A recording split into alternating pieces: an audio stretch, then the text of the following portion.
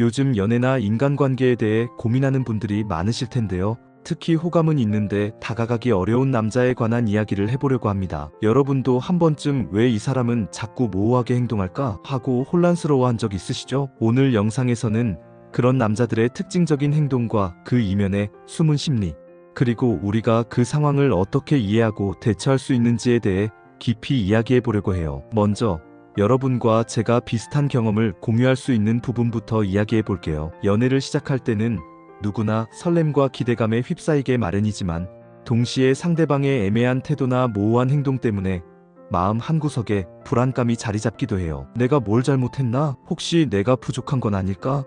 라는 의문이 자꾸 머릿속을 맴돌면서 그 감정이 커져 갈등이나 고민으로 이어지곤 하죠. 저는 예전에 이런 상황을 겪으면서 정말 혼란스러웠던 기억이 나요. 그때는 상대방이 정말로 마음속에 호감이 있었는지 아니면 단순히 예의만 차리려는 건지 판단하기 어려워서 더더욱 마음이 무거워졌던 것 같아요. 그런데 우리가 이 문제를 조금 더 깊게 들여다보면 그 원인 중 하나가 바로 자신감의 부족이나 과거의 아픈 경험에서 비롯된 심리적 방어 기제라는 사실을 알 수 있어요. 많은 남자들이 마음 한구석에 자신감 부족이라는 그림자를 가지고 살아가는데 이는 단순히 나쁜 사람이어서라기보다는 자신을 지키기 위한 하나의 방법이기도 해요. 누군가에게 다가가기 위해서는 자신의 감정을 노출해야 하는데 그 과정에서 상처받을 수도 있다는 두려움이 항상 존재하니까요. 이런 심리적 부담감은 상대방에게 미묘한 모호함으로 나타나곤 합니다. 그리고 우리가 겪는 이런 모호한 상황 속에는 한 가지 공통된 점이 있어요. 바로 서로에 대한 기대와 현실 사이에 간극이 존재한다는 점인데요.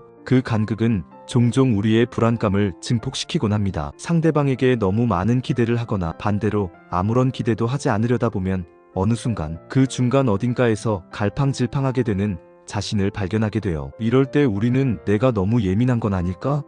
라는 자책에 빠지기도 하고 상대방에 대해 부정적인 생각을 하게 되기도 해요. 오늘 영상에서는 이러한 경험들이 단순히 나쁜 의도나 무관심 때문이 아니라 복잡한 심리적 요인들이 얽혀 있음을 여러분과 함께 이야기해보고 싶어요. 그럼 본격적으로 시작해볼까요? 자신감 부족과 내면의 불안. 가장 먼저 눈에 띄는 점은 바로 자신감의 부족이에요. 마음속에는 분명 상대방에 대한 호감이 존재하지만 실제로 그 감정을 표현하려는 순간마다 내가 충분히 매력적일까? 내가 부족한 건 아닐까? 하는 의심이 먼저 떠오르면서 행동으로 옮기지 못하는 경우가 많습니다. 예를 들어 카페에서 눈이 마주쳤을 때 한 걸음 다가가 인사를 건네야 할 순간 머릿속에서는 이미 말문이 막히고 목소리가 떨리는 자신을 발견하게 돼요. 이런 상황은 단순한 어색함을 넘어선 깊은 불안감의 표현으로 내면 깊은 곳에 자리한 두려움에서 비롯되는 경우가 많습니다. 실제로 어떤 사람은 오랫동안 나에게는 이런 면이 있어서라는 자기 비판 때문에 좋은 기회를 놓치기도 합니다. 그 결과 상대방에게 다가가는 대신 자기 자신을 보호하려는 무의식적인 행동이 나타나죠. 이런 자신감 부족은 단순히 연애뿐 아니라 사회 전반에서의 소통에도 영향을 미치기 때문에 스스로에게 조금 더 관대해지고 긍정적인 자아상을 형성하는 노력이 필요하다고 생각해요. 과거의 상처와 경험. 두 번째로 중요한 원인은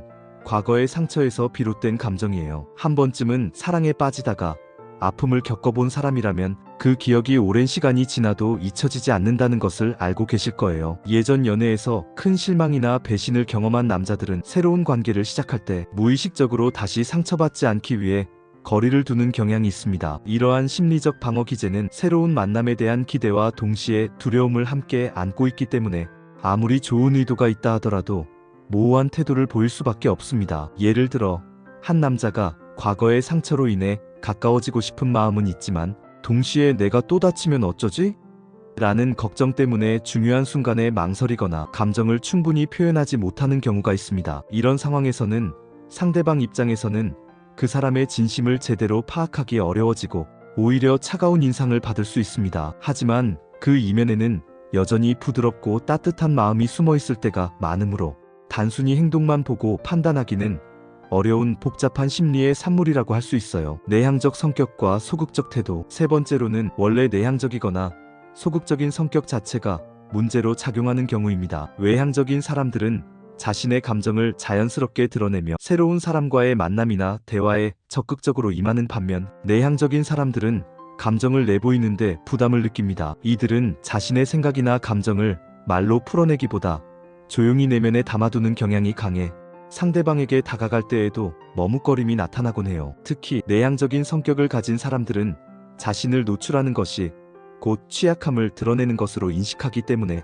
본능적으로 방어적인 태도를 취하게 됩니다. 그 결과 애정 표현은 물론 상대방과의 깊은 대화를 시도하는 것조차 어려워지는 경우가 많죠. 이처럼 성격적 특성 때문에 나타나는 소극적인 태도는 때로는 상대방에게 내 마음이 열리지 않았다는 인상을 주어 관계 형성에 어려움을 더할 수 있습니다. 하지만 이는 단순히 성격의 문제일 뿐 그 사람의 진심이나 호감 자체를 부정하는 것은 아니라는 점을 기억해야 합니다. 애매한 연락과 소통의 문제. 네 번째 관점은 바로 소통 방식에서 나타나는 문제입니다. 연애 초반에는 상대방에게 관심을 표현하기 위해 자주 연락을 하거나 긴 대화를 나누기도 하지만 시간이 지나면서 그 연락의 빈도나 내용이 점차 애매해지는 경우가 많습니다. 잘 지냈어? 같은 짧은 인사말만 이어지거나 중요한 이야기로 깊이 들어가지 못하는 대화는 상대방에게 불안감을 불러일으킵니다. 이러한 애매한 소통은 때로는 바쁜 일상이나 단순한 습관에서 비롯되기도 하지만 그 이면에는 명확한 감정 표현에 대한 어려움과 혼란이 숨어 있는 경우가 많아요. 연락을 할 때마다 내가 진짜로 중요하게 생각하는 건가? 라는 의문이 반복되면서 점점 상대방과의 거리감이 느껴지게 되는 것이죠. 결국 이런 불확실한 소통 방식은 두 사람 사이의 신뢰의 기반을 약화시키고 관계의 진전을 방해하는 요인으로 작용하게 됩니다. 그래서 서로 솔직한 대화와 명확한 감정 표현이 얼마나 중요한지를 다시 한번 상기시켜 볼 필요가 있어요. 미래 계획에 대한 불확실성. 마지막으로 관계가 깊어질수록 미래에 대한 이야기가 자연스럽게 나오게 되는데요. 이때 상대방이 구체적인 미래 계획이나 약속을 제시하지 않는다면 큰 불안감을 느끼게 됩니다. 이 사람은 정말 나와 함께 미래를 그릴 준비가 되어 있는 걸까? 라는 의문은 관계의 지속 가능성에 대한 불확실성을 낳게 됩니다. 미래 계획에 대한 불확실성은 단순히 준비가 부족해서일 수도 있고 아직 자신의 삶에 대한 방향성을 정립하지 못해서일 수도 있습니다. 하지만 이런 모호한 태도가 반복되면 상대방은 점차 내가 소중한 존재인지에 대한 의구심을 갖게 되고 결국 관계에 대한 신뢰마저 흔들리게 됩니다. 이럴 때는 서로의 미래에 대한 기대와 목표를 솔직하게 공유하며 함께 고민하고 계획하는 과정이 필요합니다. 서로의 생각을 나누다 보면 불안했던 마음도 점차 안정되고 미래에 대한 확신을 가질 수 있는 기반이 마련되기도 합니다. 마지막으로 여러분에게 꼭 전하고 싶은 말은 우리가 서로의 다름을 인정하고 각자의 삶의 속도와 방식을 존중하며 관계를 만들어가는 것이 얼마나 중요한지에 대한 거예요. 우리 모두는 각자 다른 경험과 생각 그리고 감정을 가지고 살아가고 있잖아요. 그래서 한 사람 한 사람이 가진 특성과 고민이 다 다를 수밖에 없다는 것을 먼저 이해해야 해요. 만약 여러분이 상대방의 애매한 행동 때문에 혼란스러움을 느낀다면 그저 그 행동만 보고 단순히 부정적으로 평가하기보다는 왜 그런 행동을 하게 되었는지 그 이면에 있는 감정과 고민을 한 번 더 따뜻하게 생각해 보시는 것도 좋을 것 같아요. 예를 들어 상대방이 다가가기 어려워 보이는 행동을 보인다고 해서 무조건 나쁜 의도만 있는 것은 아닐 수 있다는 점, 또 그 사람이 과거에 어떤 상처나 아픔을 겪었을 가능성도 염두에 두어야 해요. 우리 모두는 때때로 자신을 지키기 위해 불안이나 두려움에 휩싸이기도 하니까요. 그런 상황에서는 여러분 스스로도 내가 받는 상처가 과연 이 관계에서 오는 것인지 아니면 서로 다른 방식의 소통 때문인지는 한 번 더 생각해봐야겠다는 마음의 여유를 가지는 것이 중요합니다. 물론 우리가 누군가를 이해하고 배려하는 것도 중요하지만 동시에 우리 자신을 보호하는 것 또한 결코 소홀히 해서는 안 돼요. 만약 상대방의 애매한 행동이 반복되고 그로 인해 여러분이 지속적으로 상처받고 있다면 그 관계에 대해 다시 한번 깊이 생각해보는 용기도 필요하다고 믿습니다. 아무리 상대방의 내면에 있는 복잡한 감정을 이해하려고 노력해도 결국 우리의 마음도 소중하니까요. 때로는 건강한 관계를 위해 또는 우리 자신을 위해 과감하게 거리를 두거나 방향을 전환하는 결정이 옳을 수도 있습니다. 오늘 영상이 조금이나마 도움이 되었다면 좋아요와 구독 그리고 알림 설정을 잊지 말아주세요. 여러분의 소중한 관심과 피드백은 언제나 큰 힘이 됩니다.